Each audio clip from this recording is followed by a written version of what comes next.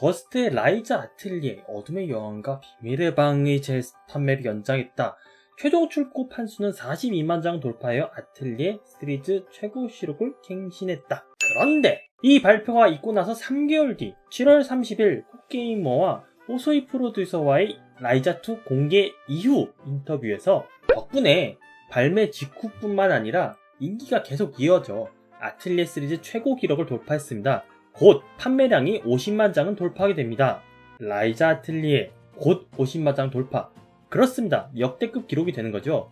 이는 단순히 50만 장을 넘게 팔았다는 사실이 중요한 게 아닙니다. 그보다 더 중요한 건 여태껏 코웨이의 비주류에 가까웠던 아틀리에 시리즈가 코웨이의 주류로 들어왔다고 해석될 수도 있는 판매량 달성했다는 사실이죠. 가격이 먼저 트리플 A 게임 된 것 같네요. 7월 초만 하더라도 사실 분위기는 그다지 좋지 않았습니다. 사실 이전에 페어리테일이 7월 30일 발매될 예정이었기 때문도 있고 6월 6일에 예고된 사주 콘체르토 리마스터건도 있었기 때문이죠. 그러던 중 2020년 7월 18일 호주에서 라이자 신작에 대한 루머가 올라옵니다. 호주에서 이미 라이자2 심의를 받았다는 것이지요. 해당 루머에서 밝혀진 차기작 타이틀명은 라이자 아틀리에 2 잃어버린 전승과 비밀의 요정. 더 이상 아틀리에 고유의 넘버링을 쓰지 않는 것인가에 대한 개인적인 아쉬움은 있지만 그건 루루아 때부터 이미 있었던 일이 넘어갑시다. 사실 차기작의 주인공이 이어서 나오는 것이 이번이 처음은 아닙니다. 조금 더 확실하게 말하면 라이자 아틀리에 2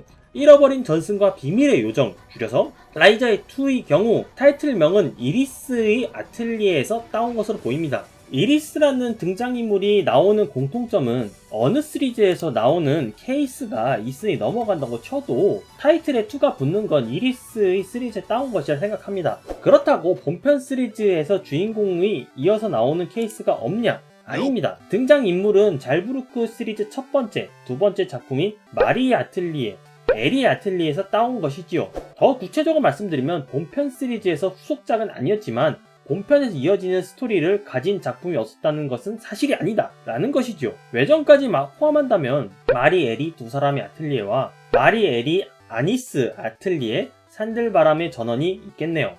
그렇다면 라이자2는 과연 어떤 부문의 최초일까요? 이 부분에 대해 2020년 7월 30일 콕게이머와 호소이 프로듀서 간의 인터뷰를 보시죠.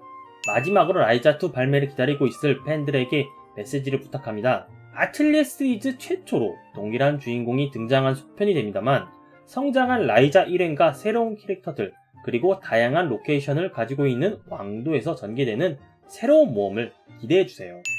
바로 여기서 나온 최초의 속편, 정말 라이자2를 가장 잘 표현한 문구라 생각합니다. 역시 라이자2를 제대로 파악하고 있고 저 또한 라이자2에 대한 기대감을 가지고 한 발언이라고 생각합니다. 저는 이것만으로 이미 라이자2는 소위 인싸게임, 즉 트리플 A 게임이 될 만한 환경을 갖추었다고 생각합니다.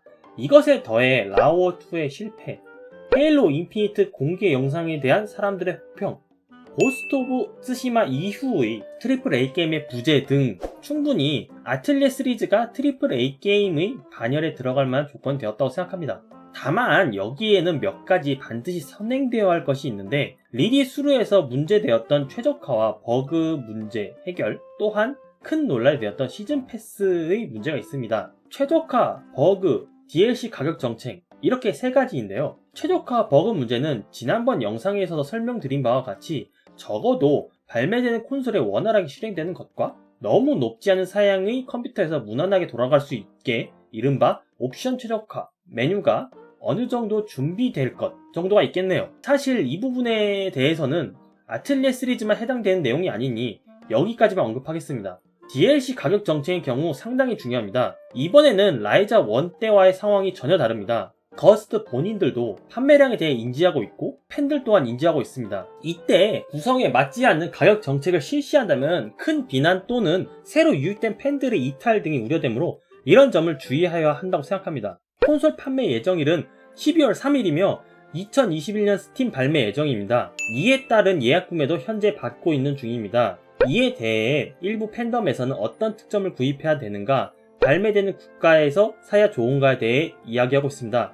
저도 그런 기대감에 이런저런 정보를 모으면서 이번 라이자2가 꼭 발매가 잘 되었으면 하는 바람에서 설레발 어느 정도 담아서 영상을 만들어 봤습니다. 그럼 여러분들 모두 좋은 하루 되시길. 안녕.